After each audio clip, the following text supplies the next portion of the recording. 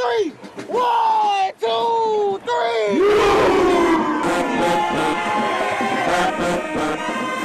I just don't get it. I really don't get it. I mean, there are no events in the future if this school is totally shut down. So that is very disturbing to me. So it was heartfelt coming out here because this could be the last senior class. It really hurts. It really hurts for the students, for the parents, for the alumni, for the faculty, you know, for everyone who has supported them for so long. It really, really hurts.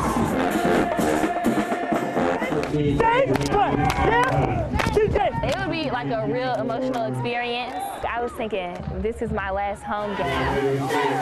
I want to make it the best that it can be. And this might be the last home game, period. We're very serious about holding on to Harding's legacy. I just hope the decision is that Harding will be here for a lifetime. I really do. Hello again from Whistler. The secret is finally out. This is what happens when you plug about 10,000 volts of energy into the Whistler night. Behold, fire and ice. Sharpies twins starting off. Whistler makes some noise! Yes!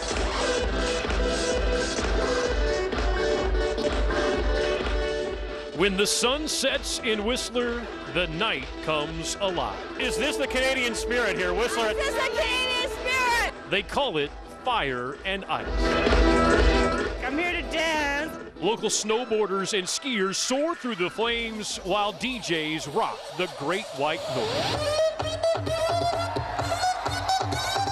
It's one of the events in Whistler, a carnival complete with alpine touches.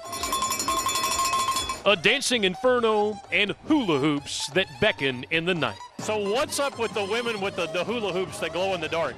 People like to dance and shake their hips. Citizens of the world rock and sway, and our hosts promise that visitors must get a kiss or two. It's the magic of Whistler, fire and ice.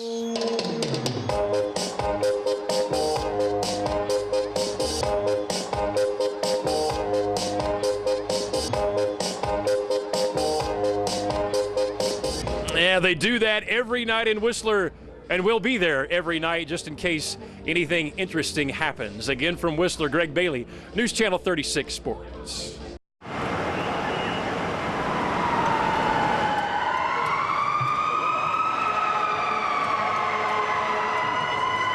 Those window washers were stuck, and they couldn't get down. Reportedly, they were about 10 floors up. When their technology failed them, one of the motors burned out on the scaffolding. the old-fashioned way had to do.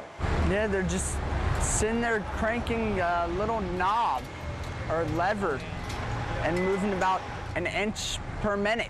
Can you imagine if they were at the top? Oh, They'd be here till midnight. it was a 2-hour process in all. We were going to put a ladder up so they could put 2 others up there, and they said they wanted to man up and go ahead and do it all the way. Now that one guy, his arm is going to be extremely tired, I'm sure. All of the safety procedures that we had in place worked. Their project manager says they did it by the book. All the safety ropes were here. All the men were tied off appropriately. And that's why they're safe tonight. I'm glad I'm not a window washer. Safe and tired. The job to finish tomorrow. I'm going to let them sleep in a little bit in the morning. Thanks for being safe. We'll see you tomorrow. They had a pretty tough night. Beth Shane, News Channel 36. Little brown balls of waste. They're pesky. They're gross little bugs. This is definitely bad. We've been here 13 years in this house, and we have never seen anything like this before. They're everywhere. There is an awful lot of worms. And you don't even realize that they're all over your body until, you start feeling them crawl.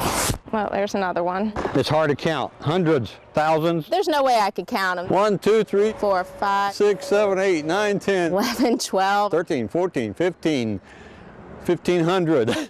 You really can't look up because you're going to fill your eyes up with stuff falling out of the worms. Spraying for the canker worms, kind of like pissing on a forest fire.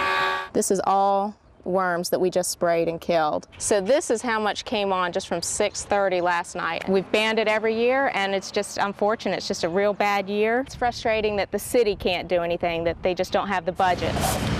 I mean, we've never seen anything like it, ever. And we hope we don't ever see anything like it again.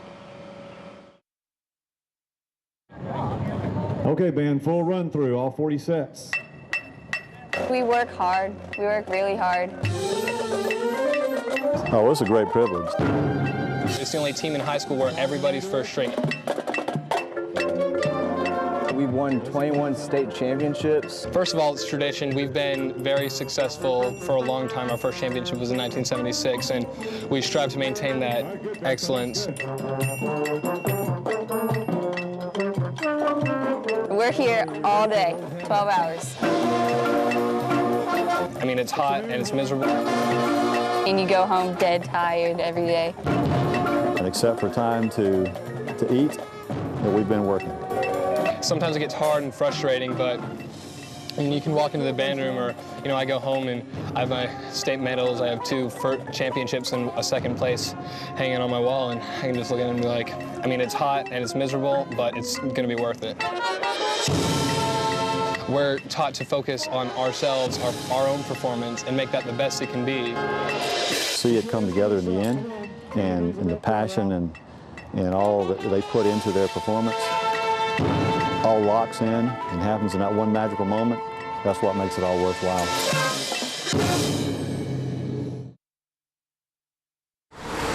So you think you're hot? Try being a tire. Traveling down the interstate on pavement baking in the sun. Tires we tested before just sitting there on the hottest of summer days reached 124 degrees. Roads were hotter. And when the rubber hits the road in this heat, it can leave more than marks. Try blowouts. Some tire stores we called say they are seeing them. So the sidewall of this tire just came apart. Buffalo Tire's Victor DiGiuseppe says low air pressure is typically the biggest cause, but the chance of blowouts rises with the temperature. It's more apt to happen when it's 100 degrees out and the asphalt is 250 degrees, and the tires are just getting that much hotter, that much quicker, therefore they're failing easier. Underinflation causes heat to build up inside the tire and can tear the tread away from the belts. Add the heat outside, and DiGiuseppe says your tires are fighting a couple of battles. The low air pressure and the heat of the road and the ambient temperature as well is brutal. While you can't control the temperature, you can control tire pressure. In the heat, DiGiuseppe says it can be the difference between having a new tire or needing one. The ordinance has been in place for almost a decade. Really? I didn't know that. No, I didn't know. Just not really enforced. That's changing. I don't think that's a good rule. Charlotte's DOT says the 1,000 meters uptown really my goal is not to park at a meter that frequently. Are for visitors, not residents doing business. I don't think that's fair, honestly. That's not cool. So from now on, after 2 hours, time's up. I don't think that's a good idea. You can't feed the meter anymore. You have to find another place to park it. I guess it makes sense, but it can be very inconvenient when you have appointments and appointments tend to run over. Or the interceptor will make you pay more than just the meter. I've learned about the parking tickets. The ticket, $25, and the reason Anthony thinks the city is all of a sudden cracking down. Probably can raise some revenue by ticketing people as well, so it's all to raise money. Actually, he reconsiders. I don't think it's fair to just sit and squat on the spot all day. I think it gives everyone else a shot to get a spot.